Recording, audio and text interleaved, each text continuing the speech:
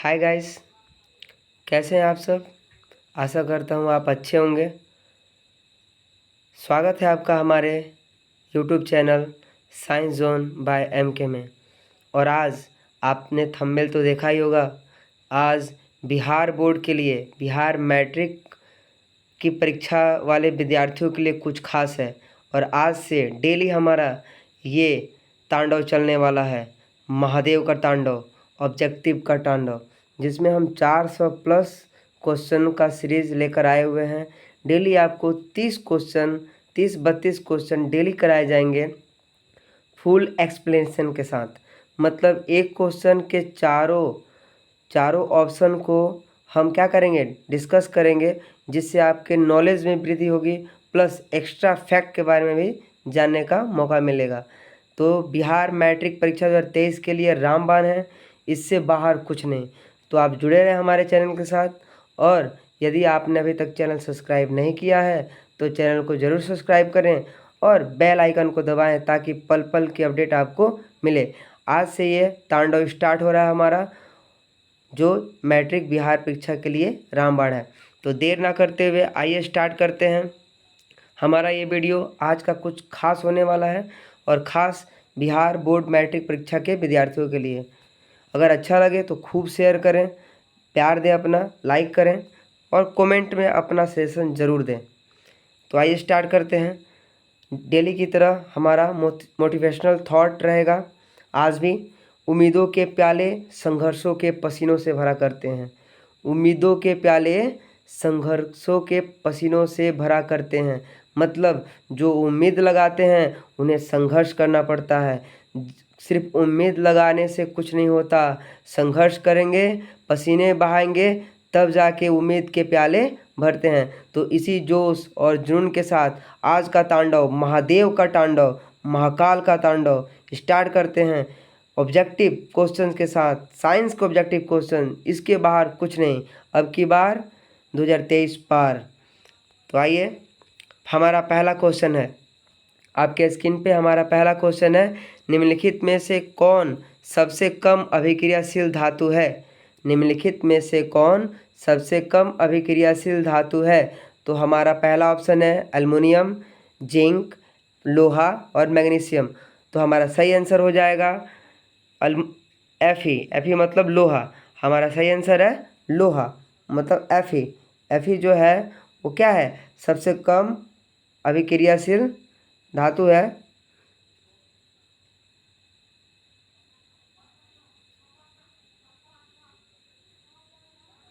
धातु है। अगर एल्युमिनियम की बात करें तो एल्युमिनियम की जो अभिक्रियाशीलता है वो थोड़ी सी ज़्यादा होती है, जेडन की उससे भी ज़्यादा होती है, और मैग्नीशियम की इन चारों ऑप्शन में सबसे ज़्यादा होती है। सबसे अधिक बात करें तो हम कॉपर की अभिक्रियाशीलता, हाइड्रोजन के ऊपर वाले जितने भी होते हैं अभिक्रियाशील श्रेणी में, वो क्या होते हैं, उनकी अभिक्रियाशीलता क्या होती है, ज़्यादा होती है। अगर हम बात करें, हमारा दूसरा क्वेश्चन है, अगर हम बात करें मैग्नीशियम की, तो मैग्नीशियम पत्तियों जो क्लोरोफिल होता है उसमें एक धातु पाया जाता है जिसको हम मैग्नीशियम के नाम से जानते हैं। पत्तियों के क्लोरोफिल में एक धातु पाया जाता है। अगर जेडन की बात करें तो जेडन तो लोहे को जंग से बचाने के लिए हम जिंक की परत चढ़ाते हैं, जिसे हम गैल्वेनाइजेशन कहते हैं। एल्युमिनियम बहुत लाइट वेट होता है, ये हल्का होता है, इसलिए इसके बर्तन बनाए जाते हैं। आगे हम बात करें, कार्बन की परमाणु संख्या क्या है। कार्बन की परमाणु संख्या क्या है, तो सर आप दोस्तों जानते हैं कार्बन की परमाणु संख्या क्या है, 6 है। कार्बन की परमाणु संख्या 6 है। अगर हम बात करें ऑक्सीजन 8 पे आता है, फ्लोरीन 9 पे आता है और सोडियम 11 पे आता है। तो इसका हो जाएगा सोडियम, ऑक्सीजन, फ्लोरीन और ये हो जाएगा हमारा कार्बन। तो कार्बन की परमाणु संख्या क्या है, 6 है। तो हमारा सही आंसर है 6, ऑप्शन नंबर ए। अगला क्वेश्चन है, असंतृप्त हाइड्रोकार्बन जिनमें कार्बन कार्बन परमाणु के बीच त्रिबंधन होते हैं वे कहलाते हैं। तो असंतृप्त हाइड्रोकार्बन की बात करें दोस्तों, हाइड्रोकार्बन दो प्रकार के होते हैं, संतृप्त हाइड्रोकार्बन और असंतृप्त हाइड्रोकार्बन। संतृप्त हाइड्रोकार्बन जिसमें सिंगल बॉन्ड और डबल बॉन्ड होते हैं, असंतृप्त हाइड्रोकार्बन जिसमें जिसमें ट्रिपल बॉन्ड होते हैं, और इसको हम ऐसे याद कर सकते हैं, केन, कीन, काइन, केन, कीन, काइन। तो केन और कीन, केन में सिंगल बॉन्ड, कीन में डबल बॉन्ड और काइन में ट्रिपल बॉन्ड। तो हमारा आपके सामने ऑप्शन दिख रहा होगा अल्काइन। क्या है ऑप्शन हमारा? अल्काइन। अल्काइन मत बोले तो क्या है? असंतृप्त हाइड्रोकार्बन है जिसमें ट्रिपल बॉन्ड होता है। आगे हम बात करें अगले क्वेश्चन की, क्वेश्चन नंबर 4 की। तो एथेनॉल के क्रियाशील मूलक का सूत्र क्या है? एथेनॉल के क्रियाशील मूलक का सूत्र क्या है? एथेनॉल के क्रियाशील मूलक का सूत्र क्या है? तो एथेनॉल के क्रियाशील मूलक का सूत्र OH है। एथेनॉल के क्रियाशील मूलक का सूत्र क्या है? OH है। इससे अल्कोहल, OH मतलब क्षारीय होता है, मतलब जिसके अंत में लगा होता है, और एथेनॉल क्षारीय है। आगे हम बात करें अगला क्वेश्चन, क्वेश्चन नंबर 5। वैद्युत प्रतिरोधकता का एसआई मात्रक क्या है? विद्युत प्रतिरोधकता का एसआई मात्रक क्या है? तो विद्युत प्रतिरोधकता का एसआई मात्रक ओम मीटर है। अगर हम बात करें प्रतिरोध का एसआई मात्रक क्या है? तो प्रतिरोध का एसआई मात्रक ओम है। अगर हम बात करें कि प्रतिरोधकता, तो प्रतिरोध के व्युत्क्रम को हम प्रतिरोधकता के नाम से जानते हैं। तो हमारा सही आंसर हो जाएगा option number A, ohm meter. निम्नलिखित में से कौन, अगला क्वेश्चन है हमारा, निम्नलिखित में से कौन विद्युत का सबसे अच्छा चालक होता है? निम्नलिखित में से कौन विद्युत का सबसे अच्छा चालक होता है? तो ऑप्शन हमारा है ए, बी, सी और डी, चांदी, लोहा, नाइक्रोम और रबड़। तो हमारा सबसे अच्छा आंसर, जो सबसे अच्छा चालक होता है वो होता है चांदी। आगे हम बात करें, रबर कुचालक होता है, लोहा में चालक होता है, चालकता होती है, लेकिन सबसे अधिक चांदी होती है। यहाँ सबसे अधिक पूछा है दोस्तों। नाइक्रोम का तार लगा होता है हमारे किस में? बल्ब में, फिलामेंट में, और हीटर में, विद्युत हीटर में। आगे हम बात करें तो अगला क्वेश्चन है हमारा क्वेश्चन नंबर 7। तो क्वेश्चन नंबर 7 है हमारा दोस्तों आपके सामने कि विद्युत धारा के चुंबकीय प्रभाव का खोज किसने किया था? विद्युत धारा के चुंबकीय प्रभाव का खोज किसने किया था? तो विद्युत धारा के चुंबकीय प्रभाव का खोज ऑस्टेड नामक वैज्ञानिक ने किया था। ऑस्टेड ने द्विसूचक कंपास की सहायता से चुंबक का खोज किया था, और इसी ने विद्युत धारा का चुंबकीय प्रभाव का खोज किया था। कभी कभी फैराडे भी आता है दोस्तों, इसका भी ध्यान रखेंगे, ठीक है। अगर हम बात करें एम्पियर, तो एम्पियर विद्युत धारा का ऐसा ही मात्रक है, विद्युत धारा का ऐसा ही मात्रक एम्पियर है, बोर कुछ नहीं होता है। आगे हम बात करें अगला क्वेश्चन, क्वेश्चन नंबर 8। विद्युत मोटर परिवर्तित करता है, विद्युत मोटर परिवर्तित करता है। तो विद्युत मोटर की बात करें, विद्युत मोटर, तो ये क्या करता है? विद्युत ऊर्जा को लेता है और यांत्रिक ऊर्जा में बदल देता है। विद्युत ऊर्जा लेकर के यांत्रिक ऊर्जा में बदलता है। जैसे मोटर हम घर पे लगाते हैं, वो क्या करता है? इलेक्ट्रिक एनर्जी को लेता है और उससे पानी निकालता है। क्या निकालता है? पानी निकालता है। तो वो है हमारी यांत्रिक ऊर्जा। तो विद्युत ऊर्जा विद्युत मोटर विद्युत ऊर्जा को यांत्रिक ऊर्जा में बदलता है। पहला ऑप्शन है हमारा, यांत्रिक ऊर्जा को विद्युत ऊर्जा में बदलता है। यांत्रिक ऊर्जा को विद्युत ऊर्जा में बदलता है जनरेटर। जनरेटर जो है यांत्रिक ऊर्जा को विद्युत ऊर्जा में बदलता है। रासायनिक ऊर्जा को विद्युत ऊर्जा में बदलता है, ये है बैटरी। रासायनिक ऊर्जा को विद्युत ऊर्जा में बदलता है, ये है बैटरी। विद्युत ऊर्जा को रासायनिक ऊर्जा में बदलता है, विद्युत ऊर्जा को रासायनिक ऊर्जा में बदलता है हमारा क्या? मोमबत्ती।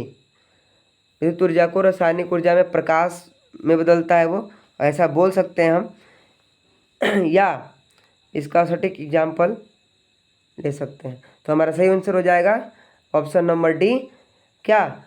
विद्युत ऊर्जा को यांत्रिक ऊर्जा में। आगे हम बात करें दोस्तों, तो अगला क्वेश्चन है, जब पश्चिम की ओर प्रक्षेपित कोई धन आवेशित कण अल्फा कण के चुंबक क्षेत्र द्वारा उत्तर की ओर विक्षेपित हो जाता है तो चुंबक क्षेत्र की दिशा होगी, तो चुंबक क्षेत्र की दिशा अधोमुखी होगी, उसके मुख की ओर होगी। चुंबक क्षेत्र की दिशा उसके मुख की ओर होगी, अधोमुखी जिससे कहते हैं। तो हमारा सही आंसर हो जाएगा सी, ऑप्शन नंबर सी। अगला क्वेश्चन है क्वेश्चन नंबर 10। हमारे घरों में जो विद्युत आपूर्ति की जाती है वह होती है, हमारे घरों में जो विद्युत आपूर्ति की जाती है वो है ऑप्शन नंबर सी 220 वोल्ट प्रतिवर्ती धारा। प्रतिवर्ती धारा बोले तो एसी करंट, एसी करंट बोले तो अल्टरनेटिंग करंट, और डीसी करंट बोले तो डायरेक्ट करंट। अगर हम बात करें अल्टरनेटिंग करंट 220 वोल्ट की होनी चाहिए, ये जो हमारे घरों में विद्युत आपूर्ति के लिए होती है। अगला क्वेश्चन हम बात करें क्वेश्चन नंबर 11 की, तो गर्म जल प्राप्त करने के लिए हमें सौर जल तापक का उपयोग किस दिन नहीं कर सकते हैं? तो हम बादलों वाले दिन में दोस्तों हम उसका उपयोग नहीं कर सकते हैं, क्योंकि सौर ऊर्जा तभी ना मिलेगी जब सूर्य उगेगा। तो बादलों वाले दिन में हम इसका उपयोग नहीं कर सकते हैं। धूप वाले दिन में कर सकते हैं, गर्म दिन में कर सकते हैं, इनमें से कोई नहीं तो होगा ही नहीं। तो दोस्तों आपको कैसा लग रहा है, ज़रूर इस वीडियो को लाइक दें, प्यार दें। आगे ऐसे ही क्वेश्चन बना रहेगा। अगला क्वेश्चन है हमारा क्वेश्चन नंबर 12, निम्न में से कौन सा ऊर्जा स्रोत सौर ऊर्जा के व्युत्पन्न नहीं है? कौन सा ऊर्जा स्रोत सौर ऊर्जा के व्युत्पन्न नहीं है? तो हमारा सही आंसर है जैव मात्रा। कौन सा ऊर्जा आंसर है हमारा? जैव मात्रा। पवन ऊर्जा की बात करें तो पवन ऊर्जा हवाओं से प्राप्त ऊर्जा को पवन ऊर्जा, भूतापीय ऊर्जा भूमि से प्राप्त ऊर्जा को भूतापीय ऊर्जा, और नाभिकीय ऊर्जा यूरेनियम नाभिकीय, परमाणु बम, हाइड्रोजन बम, इनसे प्राप्त नाभिकीय रिएक्टर से प्राप्त ऊर्जा को हम नाभिकीय ऊर्जा के नाम से जानते हैं। अगर बात करें हम नाभिकीय ऊर्जा के बारे में, तो नाभिकीय ऊर्जा का हमारे भारत में 3 से 4% उपयोग ऊर्जा आपूर्ति के रूप में की जाती है। अगला हम क्वेश्चन बात करें क्वेश्चन नंबर 13 की, तो क्वेश्चन नंबर 13 है, दर्पण के सामने किसी भी दूरी पर स्थित वस्तु का प्रतिबिंब सीधा प्रतीत होता है, वह दर्पण है। तो किसी भी स्थिति में वस्तु का प्रतिबिंब सीधा प्रतीत होता है, वह दर्पण जो है आपके सामने वो या तो अवतल या उत्तल हो सकता है, क्योंकि यहाँ ऑप्शन में क्लियर नहीं किया है, किसी भी स्थिति के लिए बोला है। तो अवतल में भी सीधा बनता है और एक कंडीशन में, और उत्तल में भी हमेशा सीधा बनता है। तो हम यहाँ दोनों लगा सकते हैं, या तो समतल या तो उत्तल, या तो समतल या तो उत्तल। तो हमारा सही ऑप्शन हो जाएगा ऑप्शन नंबर डी, समतल में भी क्या बनता है? सीधा बनता है, और उत्तल में भी सीधा बनता है। दोस्तों ये उत्तल अवतल में प्रतिबिंब कहाँ बनते हैं, इसके सारे झोल को, सारे क्वेश्चन को हम एक वीडियो लेके आएंगे, जिसमें सभी एक मास्टर फार्मूला, जिस पे कहीं भी वस्तु को कहाँ रखेंगे, उसका प्रतिबिंब कहाँ बनेगा, उसके बारे में हम सीख लेंगे। तो उसके लिए आप टेंशन ना लें। वो दो फिगर में आपका 24 का 24 क्वेश्चन, लेंस का भी और दर्पण का भी, दोनों का दोनों इंक्लूड हो जाएगा, जो आपके एग्जाम के लिए बहुत ही रामबाण होगा। आप बने रहें ऐसे ऐसे क्वेश्चन, ऐसे ऐसे ट्रिक के लिए, जो आपको बहुत यूज़फुल होगा आने वाले एग्जाम के लिए। आगे हम क्वेश्चन की बात करें क्वेश्चन नंबर 14, किसी कार का अग्रदीप में उपयुक्त दर्पण निम्नलिखित में से कौन सा है? किसी कार के जो सामने का जो दर्पण होता है वो कौन सा दर्पण होता है? तो वह होता है उत्तल दर्पण। कौन सा दर्पण होता है दोस्तों? वह होता है उत्तल दर्पण। अगर हम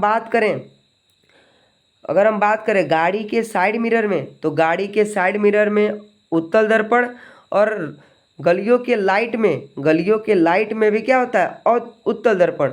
दोस्तों इसका एक ट्रिक है, आप याद रखें, अवतल दर्पण का उपयोग अगर हम बात करें तो 2 याद कर लें उत्तल दर्पण का, बाद बाकी कुछ भी पूछे सब अवतल दर्पण में लगा दें।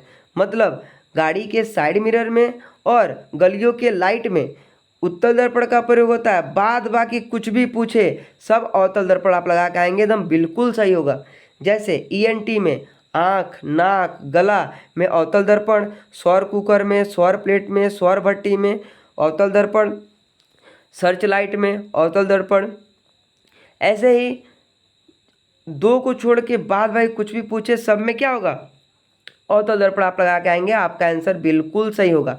अगला हम क्वेश्चन की बात करें तो अगला क्वेश्चन है हमारा क्वेश्चन नंबर 15, निम्नलिखित में से किसका अपवर्तनांक सबसे अधिक होता है? तो हीरा। ये क्वेश्चन बहुत VVI है, आप दोस्तों इसे जरूर देख के जाएं। सबसे अधिक अपवर्तनांक हीरे का होता है, सबसे अधिक अपवर्तनांक हीरे का होता है। अगला क्वेश्चन की बात करें क्वेश्चन नंबर 18, मेंडल ने अपने प्रयोग के लिए किस पौधे को चुना? तो मेंडल ने अपने प्रयोग के लिए मटर के पौधे को चुना। मेंडल ने अपने प्रयोग के लिए मटर के पौधे को चुना। अगला क्वेश्चन है क्वेश्चन नंबर 90। निम्न में से कौन सा एक अवशेषी अंग है? निम्नलिखित में से कौन एक अवशोषी अंग है? जिस अवशोषी अंग का मतलब होता है दोस्तों जो इसका शरीर में कोई काम नहीं है, बेकार अंग है जिसका हमारे शरीर में कोई काम नहीं है। तो पहला ऑप्शन है रीढ़ की हड्डी। अरे बाप रे, अगर रीढ़ की हड्डी ना रहे तो हम सीधा खड़ा ही नहीं रह सकते हैं। कान, हाँ कान ना रहे तो किसी बातों को सुन नहीं सकते हैं।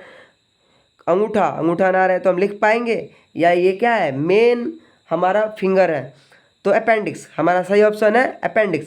दोस्तों अगर आपको आंसर ना पता हो तो ऑप्शन को छांटना सीखें। अगर आपने ऑप्शन को अलग कर दिया तो ऑटोमेटिक आपका आंसर मिल जाएगा। तो ये भी एग्जाम में इन सब बातों का ध्यान रखें। आपको अगर क्वेश्चन समझ में आ रही है, ऑप्शन छांटना सीख गए तो आंसर खूब बखूब अपने आप मिल जाता है। आगे हम बात करें दोस्तों क्वेश्चन नंबर 20, चिपको आंदोलन किससे संबंधित है? तो चिपको आंदोलन सबको पता होगा। चिपको आंदोलन वन संरक्षण, किससे? वन संरक्षण या वृक्षारोपण, वन संरक्षण, वृक्षारोपण, मृदा संरक्षण और जल संरक्षण, ये किससे संबंधित है? तो दोस्तों आपको पता होगा चिपको आंदोलन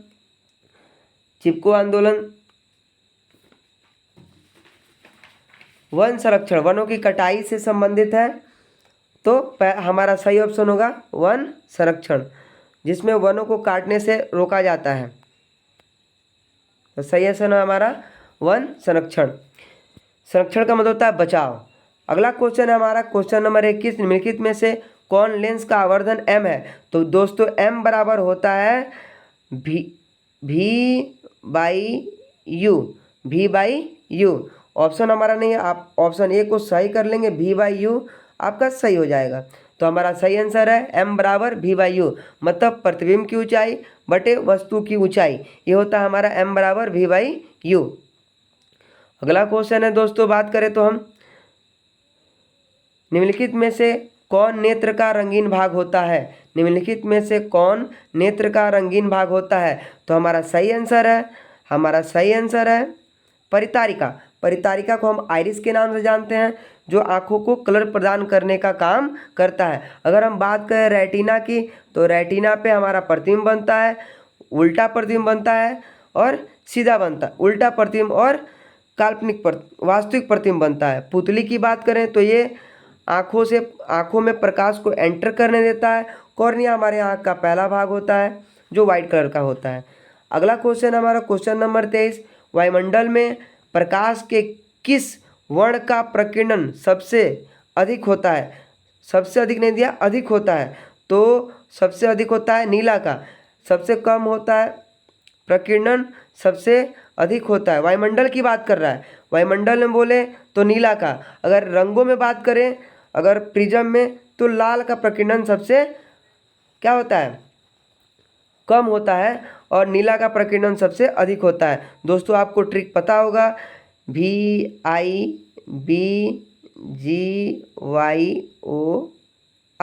विविग्योर, जिसमें नीचे से ऊपर जाने पे तरंगदैर्घ्य और चाल बढ़ जाता है, बाद बाकी प्रकीर्णन, आयाम, फ्रीक्वेंसी सब घट जाता है। तो सबसे अधिक प्रकीर्णन बैगनी का, उसके बाद इंडिका, उसके बाद ब्लू, तो ये तो ऑप्शन में है नहीं, तो हमारा सही आंसर हो जाएगा नीला। तो हमारा सही आंसर क्या हो जाएगा दोस्तों, नीला। अगला क्वेश्चन की बात करें हम, अगला क्वेश्चन है प्रकाश की किस घटना के कारण सूर्य हमें वास्तविक सूर्योदय से लगभग 2 मिनट पूर्व दिखाई देने लगता है? तो हमारा सही आंसर है वायुमंडलीय अपवर्तन। वायुमंडलीय अपवर्तन के कारण सूर्य अपने वास्तविक समय से और उदय से 2 मिनट पहले दिखाई देता है। परिवर्तन की बात करें तो परिवर्तन आप दोस्तों पता है, प्रकाश का किसी वस्तु से टकराकर वापस मुड़ जाना परिवर्तन कहलाता है। प्रकीर्णन आपको पता है, प्रकीर्णन का मतलब होता है क्षय, प्रकाश का क्षय होना, खत्म होना, लॉस्ट हो जाना प्रकीर्णन कहलाता है। तो हमारा सही आंसर हो जाएगा ऑप्शन नंबर बी, वायुमंडलीय अपवर्तन के कारण। आगे हम बात करते हैं क्वेश्चन नंबर 25, आधुनिक आवर्त नियम के अनुसार तत्वों के गुणधर्म निम्नलिखित में किसके आवर्त फलन होते हैं? तो यहाँ दोस्तों आधुनिक आवर्त सारणी की बात किया है। दोस्तों क्वेश्चन को ध्यान से पढ़ेंगे, फिर ऑप्शन को ध्यान से पढ़ के लगाएंगे। ये नहीं कि बस क्वेश्चन देखे और आव ना देखे ताव और ऑप्शन मार के आ गए, गलत। घर आने के बाद पता चलेगा कि लगाए तो सही थे लेकिन यहाँ गलत हो गया। तो क्वेश्चन यहाँ आधुनिक आवर्त सारणी दिया है। एक और क्वेश्चन पूछता है मेंडल का आवर्त सारणी। तो मेंडल के आवर्त सारणी परमाणु द्रव्यमान पर निर्भर करते थे, वो परमाणु द्रव्यमान के आधार पर सजाया था। लेकिन आधुनिक आवर्त सारणी परमाणु संख्या के आधार पर मोसले ने सजाया था, 1913 में बनाया था। तो हमारा सही आंसर हो जाएगा परमाणु संख्या के आधार पर, परमाणु संख्या के आधार पर। तो अगला क्वेश्चन है दोस्तों, क्वेश्चन नंबर 26 की बात करें तो आपके सामने है, आधुनिक आवर्त सारणी की 36 कतारें निम्नलिखित में से क्या कहलाती हैं? आधुनिक आवर्त सारणी की 36 कतारें निम्नलिखित में से क्या कहलाती हैं? तो आधुनिक आवर्त सारणी की 36 कतारें जो होती हैं, जो क्षैतिज होती हैं, ऐसे होती हैं, वो कहलाती हैं आवर्त। और जो ऐसे होती हैं वो कहलाती हैं समूह, जिसको बोलते हैं ग्रुप। ठीक है, उसको बोलते हैं ग्रुप और इसको बोलते हैं पीरियड। तो ग्रुपों की संख्या 18 होती है और पीरियडों की संख्या होती है 7। ये भी दोस्तों क्वेश्चन आता है हमारे एग्जाम में कि आधुनिक आवर्त सारणी में ग्रुपों की संख्या कितनी होती है? तो आधुनिक आवर्त सारणी में ग्रुपों की संख्या होती है 18 ग्रुप हैं और पीरियडों की संख्या होती है 7 और 7 पीरियड है। तो दोस्तों अगला क्वेश्चन की हम बात करें, दोस्तों आपको कैसा लग रहा है प्लीज़ लाइक करें, कमेंट करें। अगर आपको ये वीडियो अच्छा लग रहा, ऐसे ही हम बिहार बोर्ड में आने वाले विभिन्न प्रकार के क्वेश्चनों को जो आपके एग्जाम पॉइंट ऑफ व्यू से बहुत इंपॉर्टेंट होने वाले हैं, और दोस्तों मेरा ये वादा है इससे बाहर कोई क्वेश्चन नहीं है ऑब्जेक्टिव में। आप पूरा का पूरा 40 में 40 जितना क्वेश्चन आए, शायद इस साल रिड्यूस कर दिया है, 60 में 60 क्वेश्चन आप करके आएंगे। इस वीडियो को अगर आप रेगुलर देखते हैं और रेगुलर डेली बेसिस पे आपका 30 क्वेश्चन का डिस्कशन आज से स्टार्ट हो जा रहा है। आज 30 क्वेश्चन, कल 30 क्वेश्चन, ऐसे करते करते एग्ज़ाम तक हम 400 प्लस क्वेश्चन कर लेंगे। और इसको एक बार, 2 बार, 3 बार जरूर देख लेंगे, इससे बाहर कोई क्वेश्चन नहीं आएगा दोस्तों, ये मेरा वादा है। अगला क्वेश्चन है हमारा क्वेश्चन नंबर 27। क्वेश्चन 27 की बात करें तो लोहे के फ्लाइंग पैन के जंग से बचाने के लिए निम्न में से कौन सी विधि का उपयोग करते हैं? तो जिंक चढ़ाकर, जिंक की परत चढ़ाकर, मतलब जड़न का परत चढ़ाकर, इस प्रक्रिया को कहते हैं गैल्वेनाइजेशन या शोध लेपन। और ये क्वेश्चन बहुत इंपॉर्टेंट है, पूछता है लोहे को अगर जंग से बचाना हो तो जिंक की परत चढ़ाकर उसे हम जंग से बचा सकते हैं, जिसको हम बोलते हैं गैल्वेनाइजेशन। ग्रीस लगाकर, पेंट लगाकर, जिंक की परत चढ़ाकर, दोस्तों ये सारे ऑप्शन हो जाएंगे, लेकिन जिंक की परत चढ़ाकर सबसे मोस्ट और अच्छा ऑप्शन है, इसलिए इसको लगाएंगे। हमारा सही आंसर हो जाएगा जिंक की परत चढ़ाकर। क्वेश्चन नंबर 28 की बात करें तो निम्नलिखित में से किस धातु को चाकू से आसानी से काटा जा सकता है? तो सोडियम। हम सोडियम को चाकू से आसानी से काट सकते हैं। दोस्तों अगर बात करें हम कि ग्रुप पहला, मतलब क्षारीय धातु को, सभी क्षारीय धातु को जो सॉलिड फॉर्म में, उनको हम चाकू से काट सकते हैं। तो हमारा सही आंसर हो जाएगा ऑप्शन नंबर ए, क्या? सोडियम। अगर हम बात करें एल्युमिनियम, तो एल्युमिनियम का 13 होता है, मैग्नीशियम का 12 होता है परमाणु संख्या, कॉपर का जानते हैं 20 होता है। तो अगला क्वेश्चन की बात करें, निम्नलिखित में से कौन से गैस चूने के पानी को धुंधिया कर देते हैं? तो हमारा सही आंसर है CO2। CO2 जो गैस है वो पानी को धुंधिया कर देता है। क्वेश्चन बहुत इंपॉर्टेंट है, आपके एग्जाम के लिए आता है, एकदम पूछता है। तो अगला क्वेश्चन है हमारा क्वेश्चन नंबर 30। टार्टेरिक अम्ल निम्नलिखित में से किस में पाया जाता है? तो टार्टेरिक अम्ल दोस्तों सबको पता होगा, इमली में पाया जाता है, सिरका में साइट्रिक अम्ल पाया जाता है, टमाटर में ऑक्जेलिक अम्ल पाया जाता है और संतरे में एसिडिक अम्ल पाया जाता है।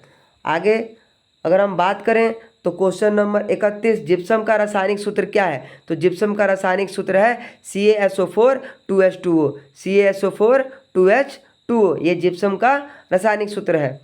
आगे हम बात करें क्वेश्चन नंबर 32 की, और हमारे इस सेशन का सबसे लास्ट क्वेश्चन है, जिंक तथा सल्फ्यूरिक अम्ल के बीच अभिक्रिया निम्नलिखित में से कौन सी गैस निकलती है? अगर हम बात करें तो जिंक और सल्फ्यूरिक अम्ल के बीच अगर अभिक्रिया कराते हैं तो कौन सी गैस बाहर निकलती है? तो हाइड्रोजन। हमारा सही आंसर हो जाएगा क्या दोस्तों? हाइड्रोजन। हाइड्रोजन गैस क्या होती है? वहाँ से मुक्त होती है। तो दोस्तों आपको कैसा लगा ये सेशन? अगर अच्छा लगा हो तो ज़रूर अपना प्यार दें, लाइक करें और सब्सक्राइब करें, और इस वीडियो को सभी बच्चों के साथ जो बिहार बोर्ड की तैयारी कर रहे हैं उनको शेयर करें। ज़रूर दोस्तों सपोर्ट कीजिए। ऐसे ही इमेजिंग फैक्ट, साइंस के क्वेश्चन, बिहार बोर्ड का क्वेश्चन, बिहार बोर्ड की संपूर्ण तैयारी ऑब्जेक्टिव से लेकर सब्जेक्टिव तक आप इस चैनल पे कर सकते हैं। प्लस सीबीएसई बोर्ड के 7, 8, 9 का संपूर्ण सिलेबस इस पे आप कर सकते हैं। तो आप बने रहें और इस वीडियो को ज़रूर ज़्यादा से ज़्यादा स्टूडेंट्स के पास शेयर करें ताकि उनको एक कंटेंट मिल सके। और ऐसे ही सब ऑप्शन के साथ हम आगे भी डिस्कस करेंगे। 400 प्लस क्वेश्चन से हम 1600 क्वेश्चन करेंगे। तो आप बने रहें वीडियो के साथ। Thanks for watching my video. Please support करें। Thank you very much. शुभ रात्रि, शब्बा खैर।